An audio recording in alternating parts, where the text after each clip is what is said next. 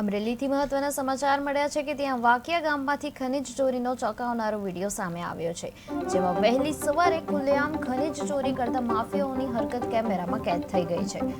Eco zone હોવા છતાં ખરાબાશીથી નિયમોનો ભંગ કરી રહેલા આ માફિયાઓ સામે ગામની મહિલા સરપંચે સ્થળ પર જઈ વિડીયો બનાવીને સોશિયલ મીડિયા પર વાયરલ કર્યો છે. ભાજપ નેતા વિપુલ દુધાત પછી હવે સરપંચ પણ મેદાનમાં ઉતરતા તંત્ર પણ દબાણ વધ્યું છે.